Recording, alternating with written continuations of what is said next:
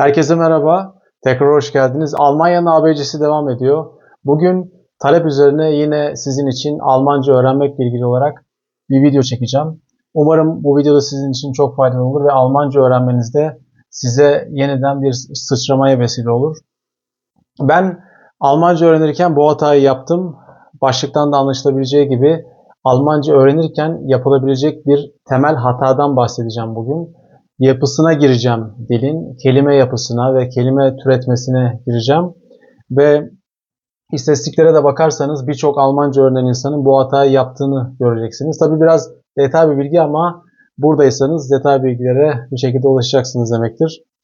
Tekrardan hoş geldiniz diyorum. Şimdi burada detaylara ve ayrıntılara yavaştan girmek istiyorum.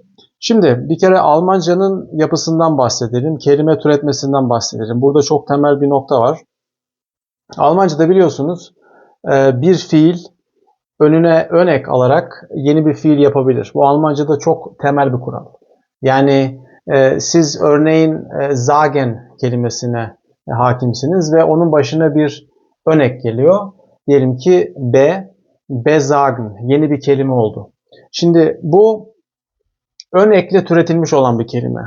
Ve bunun gibi onlarca, yüzlerce hatta binlerce kelime türetilebiliyor Almanca'da. Türetilmiş vaziyette ve siz dilinizin seviyesi geliştikçe temel kelimenin haricinde o ön eklerle gelmiş olan kelimeleri de yavaş yavaş öğreniyorsunuz ve Almanca seviyeniz yavaş yavaş yükselmeye ve genişlemeye başlıyor. Şimdi burada bir tuzak var. Nedir bu tuzak? İnsanlar köken kelimeyi anladıktan sonra, deminki örnek sagen yani söylemek kelimesiydi. Onun önüne gelen ön eklerle birlikte yeni kelimeyi gördükleri zaman beyinlerin verdiği otomatik bir tepki var.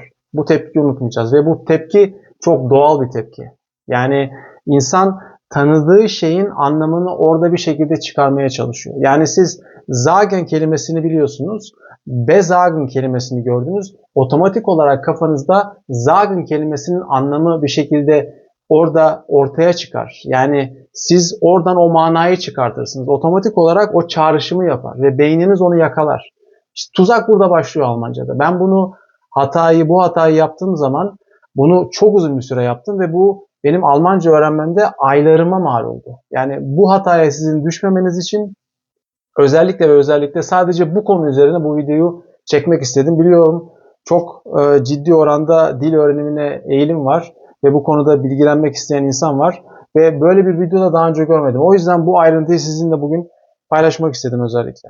Şimdi beyin bu tepkiyi otomatik olarak verdiği zaman ve siz kısmen de metne hakimseniz o anladığınız mana üzerinden metni anlamaya çalışıyorsunuz. İşte burada tuzak başlıyor ve sizin beyniniz o anladığınız mana üzerinden o kelimeyi de o şekilde anlamaya başlıyor. Yani siz besagen kelimesinin anlamını o anda araştırıp öğrenmezseniz o bir şekilde zagen'la sanki aynı anlamdaymış gibi siz daha sonrasında o kelimeye bir şekilde muamele gösteriyorsunuz. İşte bu yanlış Almanca'da. Neden? Çünkü ön eklerle oluşturulan veya türetilen kelimelerin çoğunluğu köken kelimeyle hiç alakası yok. Yani mana olarak hiç alakası yok. Bunların hiç alakası yok çoğunlukla.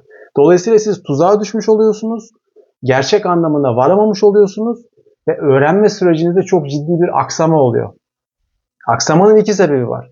Birinci sebebi siz köken kelimedeki manada kalıyorsunuz bir kere. Yani o manada olduğunu düşünüyorsunuz ve dolayısıyla yeni manaya gidemiyorsunuz. İkincisi de siz araştırma yapmadığınız için asıl manaya ulaşamıyorsunuz. Yani her halükarda size bir engel bu. Dolayısıyla bunu bir şekilde ortadan kaldırmamız lazım. Bu bağlantı zararlı olduğu için benim size bir kere birinci tavsiyem şu. Köken kelimeyi bildiğiniz ve ön ekle oluşturulmuş bir kelime gördüğünüzde kesinlikle bir mana çıkarmaya çalışmayın. Hemen gidin, artık zaten telefonlarımız üzerinden, yapay zeka üzerinden manalara ulaşmak çok daha kolay. Eskiden bunlar daha da zordu. Çünkü dijital ortamlardaki kaynaklar çok da mümkün ve ulaşılabilen kaynaklar değildi. Bugün imkanlarımız çok daha fazla ve bunları kullanmamız lazım. Hemen o kelimenin anlamını araştırıp üzerine bir de örnek cümle bulduğumuzda, yapay zekadan bunu bulabiliriz. Hemen kalıp çalışması örneğine geri giderek, kalıp çalışması ile ilgili olarak videomu hatırlıyorsunuz. Kalıp çalışması üzerinden o yeni kelimenin cümlesiyle tercümesini kıyaslayacaksınız. Bir yere not alacaksınız ve ondan sonra onu tekrarlayacaksınız. Yapabileceğiniz en iyi şey bu. Şimdi bunun neden böyle geliştiğini ve hatanın neden genelde yapıldığını söyleyeyim size. Çünkü örnek verelim, ana dilimiz Türkçe. Bu sadece Türkçe için de geçerli değil. Türkçe'de köken bir kelime olduğunda ve ondan türetilen son eklerle, tabii ki Türkçe'de son eklerle çok kelime türetiliyor. Kelimeler geldiğinde şöyle bir bağlantı oluyor. Mesela yazmak. Yazmaktan yazı, yazım, yazın, yazan, yazar, yazılım. Bakın gidiyor. Yazdıran.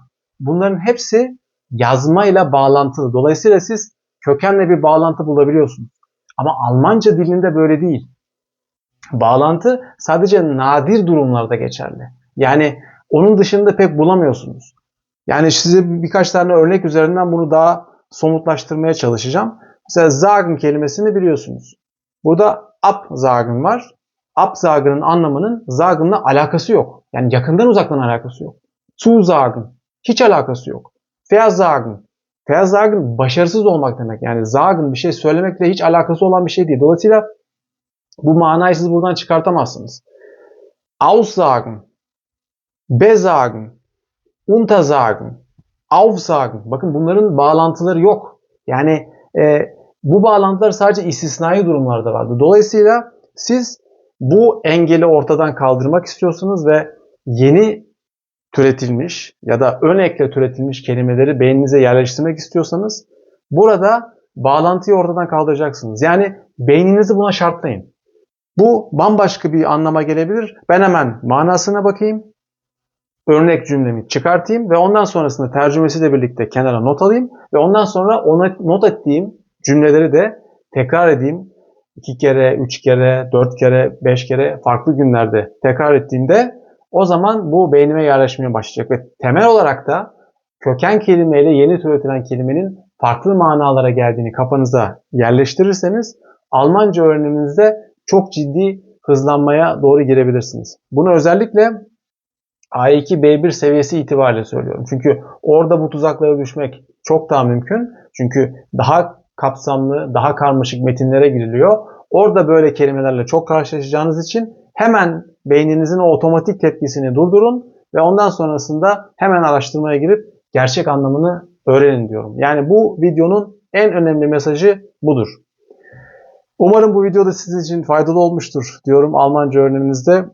Sonlara yaklaşırken muhtemelen şu an sizin için en uygun olan video karşınıza gelmiştir. O videoyu da izleyip bilgilenmeyi sakın unutmayın. Paylaşmayı, abone olmayı ve yorumlara da sorularınızı veya aktarmak istediğiniz başka bilgiler varsa onları da yazmayı unutmayın. Bir sonraki videomda görüşmek üzere diyorum. Kendinize çok iyi bakın.